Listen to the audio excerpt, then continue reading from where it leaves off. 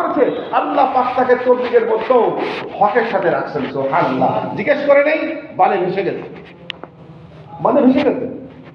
এই জন্য আমাদের কলবের মধ্যে তলব পয়দা হবে তালিমের দ্বারা। কিসের দ্বারা পয়দা হবে? তাহলে তালিমের দ্বারা পয়দা হবে আল্লাহ ও রাসূলের পক্ষ থেকে যে ওয়াদা, তার ইয়াকিন, আর পয়দা হবে তলব। ইয়াকিন আমার তবিয়তকে, আমার শরীরকে হকের উপর চালাবে, আর তলব জিজ্ঞেস করে করে জীবন চালানো সাহায্য। যে ব্যক্তি জিজ্ঞেস করে জীবন চালায় তার সব আমল ইবাদত হয়ে যায়। সুবহানাল্লাহ। আর তৈরি করছেন কেন আমাদেরকে আল্লাহ তাআলা? কেন তৈরি করছেন? ওমা খালাকতুল জিন্না ওয়াল ইনসা ইল্লা লিয়াবুদুন। পয়দা করছেন ইবাদতের জন্য। তাই না? তালিম কেমন একটা আমল যা আল্লাহর ওয়াদার ইয়াকিন পয়দা করবে, কলবে তলব দিবে, তলব জিজ্ঞেস করে জীবন চালাবে, জিজ্ঞেস করে জীবন চালানো জীবন ইবাদতের জীবন হবে। এটা আল্লাহ তাআলা আমাকে এই কারণে মাকসাদে তৈরি করেছেন।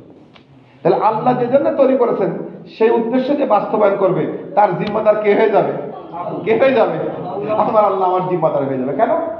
আমার ছাগল বাচ্চা দেয়, আমার ইচ্ছা ছিল তাই, এবং ওই ছাগলের জিম্মাদার আমি। অফিসে গেলে বলে যায়, এই দেখিস কিন্তু বাচ্চা যেন দুধ ঠিক মতো পায়। তো আমার জিম্মাদার আমার আল্লাহ, আমি নিয়ম মানবো, আল্লাহ আমার জন্য যথেষ্ট। আর সেই সাথে আমাদের ভিতরে শক্তি পয়দা করতে হবে। ঘরের তালিম করবো তো ইনশাল্লাহ। নির্দিষ্ট সময় মুহতারাম পুরুষদের জিম্মাদারি নির্দিষ্ট সময় ঘরের তালিম করা, এবং মা বোনদেরকে নিয়ে। আমরা সাইদ খান সাহেব রহমতের কথা শুনেছেন আপনারা। হিন্দুস্তানে আমরা আসছিলাম একবার, হিন্দুস্তানে। তো ওনার কারগুজারি শুনলাম। উনি বলছেন, সাইদ খান সাহেব রহমতুল্লাহ ঘড়ির দিকে তাকাচ্ছেন, কি ব্যাপার? 9টার সময় ঘরে যেতে হবে। ভালো করে চিন, 9টার সময় ঘরে যেতে হবে। তো সবাই, হুজুর আপনি আসলেন, মদিনায় থাকতেন, কথা বলে একটু শুনি আমরা। তো দেখো 9টার সময় আমার ঘরের তালিম। সুবহানাল্লাহ। যারা পুরা পৃথিবী চালায় মিম্বরে বসে, যারা মদিনার মধ্যে জিম্মাদারি নিয়ে চলছেন 30 বছর, তারা এলাকার মধ্যে এসে বলছেন আমার ঘরের তালিমের সময় হয়ে গেছে। আমি ইঞ্জিনিয়ার, আমাদের হাজী মুকিত সাহেব আমাদেরকে নিজের চোখে দেখেছি, আমি নিজের চোখে রমনা পার্কে উম্মি গাছের মধ্যে শরীক হওয়া, এই নিজের চোখে দেখেছেন। রমনা পার্কে উম্মি গাছের শরীক হওয়া। আমাদের তো তবলিগের মধ্যে একটু মুরব্বী সাজতে মানুষের দিয়ে গাছ করা আর নিজে বয়ান করে। তারা মুরব্বী হয়েছেন আমল করার কারণে। এই জন্যে ঘরের তালিমকে তারা ইহতিমাম করতেন। আমরা করবো তো ইনশাল্লাহ। আর আমাদের ভিতরের শক্তি লাগবে। কি লাগবে বলে? খাবার না দিলে, আচ্ছা খাবার কি হাতের মধ্যে ঢোকায় নাকি? হাতের মধ্যে না চোখের মধ্যে দেয়? খাবার পেটে না পড়লে পারে হাত পা সব দুর্বল হয়ে যায়। কারণ ভিতর থেকে শক্তি হাত পায়ে পৌঁছায়। তো আল্লাহ তাআলার কোরআন, আল্লাহ তাআলার জিকির, এটা হলো আমাদের ভিতরের শক্তি। এটা কি আমাদের ভিতরের শক্তি? যদি এই শক্তি আমাদের ভিতরে পয়দা না হয় তো বাইরের শক্তি দুর্বল হয়ে যাবে। গাছ দুর্বল হবে, তালিম দুর্বল হবে, নামাজ দুর্বল হবে। দুর্বল হবে না? আল্লাহ নবী মুহাম্মদ সাল্লাল্লাহু আলাইহি ওয়াসাল্লাম খোদ আপন কন্যাকে, যাকে সবচেয়ে বেশি ভালোবাসার মধ্যে একজন ছিল, তাকে আল্লাহ রাসূল সাল্লাল্লাহু আলাইহি ওয়াসাল্লাম ঘুমার দিকে শিখাইছেন, চলার দিকে শিখাইছেন, সব দিকে শিক্ষা দিয়েছেন। এই জন্য ঘরের মধ্যে তালিমের, ঘরের মধ্যে কোরআনের তেলাওয়াত আর তাসবিহাতের ইহতিমাম করা। কোরআনের তেলাওয়াত দুই ভাবে করা। কয়ভাবে করা? কয়ভাবে করা? এক হলো মাসনুন, আর এক হচ্ছে খতমের ইহতিমাম। সকালে ইয়াসিন পড়লাম, রাত্রে ওয়াকিয়া পড়লাম, আর রহমান পড়লাম, সূরা মুলক পড়লাম, কি বলেন এগুলো পড়লাম। এগুলো হলো আমাদের যেরকম আমরা বিভিন্ন রকম তাসবিহাত পড়ি, এগুলো হলো মাসনুন তেলাওয়াত। আর খতমের তেলাওয়াত প্রত্যেক দিন আমরা আমাদের মুরব্বীদেরকে দেখেছি, রমজান মাসে 7-8 খতম, অথচ আলেম ছিলেন না। আমাদের ভেড়ামার থানার জিম্মাদার অধ্যাপক আইজুল সাহেব রমজান মাসে 7-8 খতম দিতেন। কালেমা শাহাদাত পড়তে পড়তে আল্লাহর সাথে মিলেছেন। আর প্রতিদিন কমপক্ষে 1 পারা পড়তেন। আমার নিজের চোখে দেখা, এবং তা 1 বছর না, 40-45 বছর ধরে আমি দেখেছি। এই জন্য মুহতারাম মাসতুরাত, আমাদের ভিতর শক্তি আসবে। সুবহানাল্লাহ, আলহামদুলিল্লাহ, লা ইলাহা ইল্লাল্লাহ, আল্লাহু আকবার, দুরূদ শরীফ, ইস্তেগফার, মাসনুন দোয়া, তেলাওয়াতে কোরআন আমার ভিতরকে নূর নানা নূর আলোয় আলোকিত করে দেবে। আমার প্রত্যেকটা আমলের ইহতিমাম থাকবে। এই জন্য ঘরের মধ্যে আমরা মাসতুরাত হকের উপরে মওত হওয়ার জন্য কোরআন পাকের তেলাওয়াতের ইহতিমাম করতে ইনশাআল্লাহ করব। তো একটা গুরুত্বপূর্ণ জিনিস ঘরের মধ্যে চালু করতে হবে। এটা হলো আমি ভালো না মন্দ তা বোঝার জন্য যথেষ্টই আমলটা। আমরা মিম্বরের মধ্যে যা বলি, আপনাদের এলাকার আলেম মাওলানা শামসুল হক সাহেব, ওনার সাথে একবার 20 বছর 22 বছর আগে সময় লাগেছিল। তিনি হাসতে হাসতে বলছিলেন, দেখেন তবলিগের মেহনত বেশি লম্বা না, আধ হাতের মেহনত। কয় হাতের মেহনত? এ বুজুর্গ, কয় হাতের মেহনত? আধা হাত। কয় হাতের?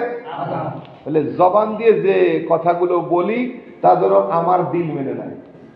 জবান দিয়ে যে কথাগুলো বলি তা যেন আমার দিল, তাহলে জবানে বললাম নপতি রাস্তা এসছে, বড় রাস্তা নাই, তাই না? আচ্ছা, এই রাস্তাটা আমার ব্যাংকে 10 লাখ টাকা যেটা, ওটার সাথে তো দামি, না কি বলেন? আপনারা কি বলেন? আমাদের মা বোনরাও ভালো করে খেয়াল রাখবেন। আমাদের কানের দুল আর হাতের বালার চেয়েও তো দামি, না কি বলেন? ও দামি না? দামি। তাহলে হাতের বালাটা, কানের দুলটা মেয়ের জন্য রেখে দেই, মেয়ের জামাইয়ের ঘরে মেয়ে চলে যাবে। ব্যাংকের টাকাটা ছেলের নামে নমিনি করি, তো তবলিগটা কার নামে নমিনি করছেন বলেন? ছেলেটা তবলিগ দিয়েছি আমরা, জামাইকে তবলিগওয়ালা দেখে নিয়েছি আমরা, তাইলে তাইলে আমার কানের দুলের দাম আমার কাছে বেশি, জবানে দিনের দাম বেশি, তো অন্তরে ওইটার দাম বেশি। তা আল্লাহ জবান দেখবেন না অন্তর দেখবেন?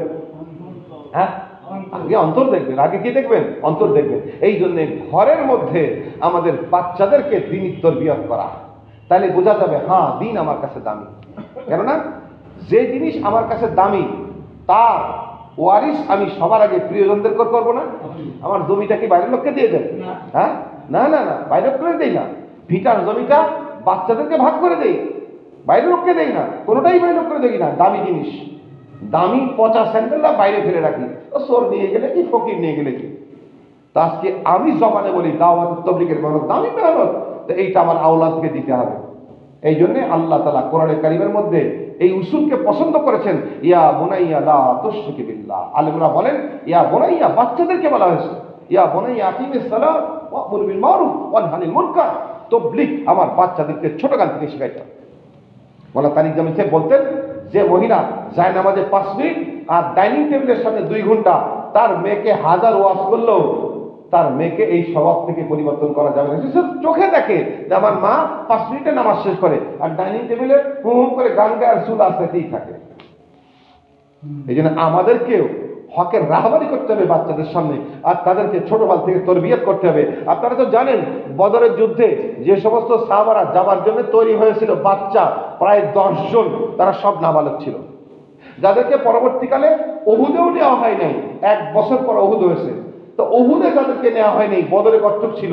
তাহলে এই যে দিনের জন্য জান যার মেজাজ কারা পয়দা করেছিল তাদের মধ্যে? ঘরওয়ালিরা। কারা বলেন? তার মা, তার বোন ঘরের মধ্যে জান্নাত আর জাহান্নামের কথা বলে, আখিরাতের কথা বলে এই বাচ্চাদের ভিতরে জজবা পয়দা করেছিল। আজকে আমাদের বুড়াদের মধ্যেও জজবা নেই। এই জন্য মা বোনদের ভূমিকা রাখা দরকার না? আমাদের বাচ্চাদেরকে জান্নাত জানাবো, জাহান্নাম শিখাবো, আখিরাত শিখাবো, সাহাবা শিখাবো। শোনেন নাই? হ্যাঁ, লন্ডনের মতো জায়গায় বলে সাহাবী হও। মিস্টার পেরেশান ঘরে যা জিজ্ঞেস করেছে সাহাবী কি, মায়ের সাথে কয়েকদিন চলতে চলতে খ্রিস্টান মহিলা মুসলমান হয়ে গেছে। সুবহানাল্লাহ। একটা নাবালক বাচ্চা তার মায়ের দ্বারা কি পরিমাণ প্রভাবান্বিত যে আমি সাহাবা হব, আর এই কথার কত শক্তি যে একজন খ্রিস্টান মোস্টেস তিনি মুসলমান হয়েছেন। সুবহানাল্লাহ। আর পুরুষদের ব্যাপারে সফরে আমরা যত্নশীল হব। আমাদের ঘরের মা বোনরা পুরুষদের ব্যাপারে যদি যত্নশীল না হন, আমাদের ক্ষমতাও নেই সফর করা, আমাদের ক্ষমতাও নেই সফর করা। আমি নাম বলবো না, ইশারা দিচ্ছি। এই গত কয়েক মাস আগে আমাদের থানা সেকোনে এক সাথী বিবির 2টা অপারেশন। কয়টা অপারেশন বলেন? কয়টা অপারেশন? 2টা। ওই সময় ছাত্র জামাত তৈয়ার, মশারে বসা হইল।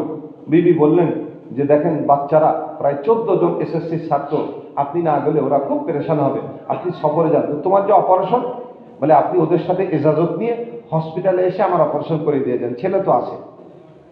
আচ্ছা, উনি এসে অপারেশন করলেন, বাচ্চারা সব জানে, আঙ্কেল আপনি চলে যান, চাচিমার অপারেশন করে আসেন। অপারেশন করলেন, অপারেশন করে বাসায় নিয়ে আসলেন।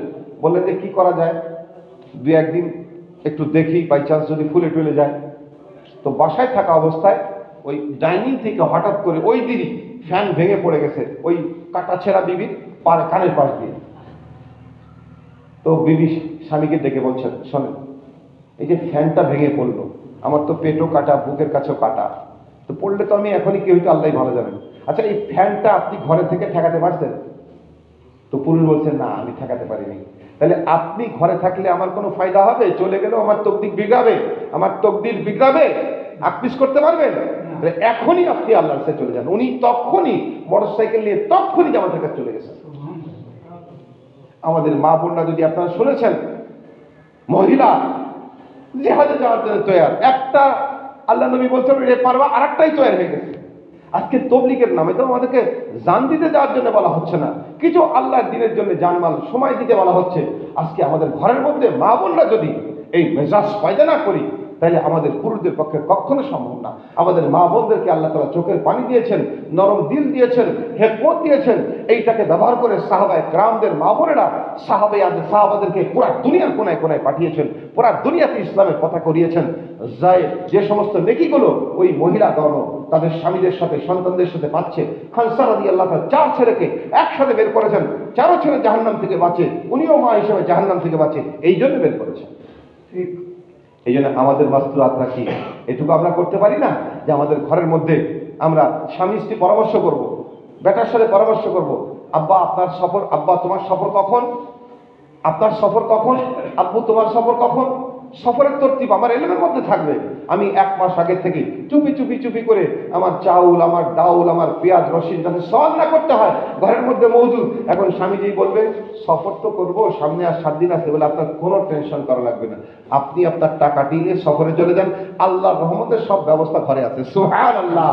এখন ওই স্বামীর চোখ দিয়ে পানি বেরিয়ে যাবে, দিল থেকে স্ত্রীর জন্য দোয়া আসবে, স্বামীর এই দিল থেকে দোয়া স্ত্রীর সব বেড়া পার হয়ে যাবে। এই জন্য ঘরের মধ্যে পরিবেশ কায়েম করবো তো ইনশাআল্লাহ, ইনশাআল্লাহ। আমাদের পুরুষদের সফরের ব্যাপারে আমরা যত্নশীল হব। আর ছোট্ট কয়েকটা সিফত ইশারা দিন: সবর, শকর, হায়া, সাদেকি। সবর, শকর, হায়া, সাদেকি, এটা ছিল সাহাবাদের ঘরের বিশেষ বৈশিষ্ট্য। আজকে তো আমরা একটা জামাতকে মেহমানদারি করতে পারি না, কেন? আমাদের জরুরত মেটে না। যদি আমরা সবর এখতিয়ার করি, শকরে এখতিয়ার করি, হবে কি হবে না? পড়ি না আমরা বাতি নিবাই দিয়ে বাচ্চাদের খাওয়া, নিজেদের খাওয়া না, বাচ্চাদের খাওয়া মেহমানকে খাওয়াই দিয়েছেন। এই জন্য তো আল্লাহ বেজার হয়ে আয়াত নাযিল করছেন, নাকি না খুশি হয়ে নাযিল করছেন? আয়াত নাযিল করেছেন, আল্লাহ খুশি হয়ে নাযিল করেছেন। তাহলে এই আয়াত কিয়ামত পর্যন্ত আমাদের মা বোনদের জন্য হবে, যদি আমাদের মা বোনরাও দিনের ব্যাপারে আমাদের মা বোনদের থেকে মেহমানদারি করা হয়, আমাদের মা বোনদের ঘর থেকে নিজেদের জরুরতকে আপিস করে আল্লাহর দিনের জন্য কোরবানি শুরু হয়ে যায়। সবর করবো তো ইনশাল্লাহ, শকর করবো তো ইনশাল্লাহ। আর ঘরে হায়া আনবো। কি আনবো বলেন? হায়া, হায়া আনবো।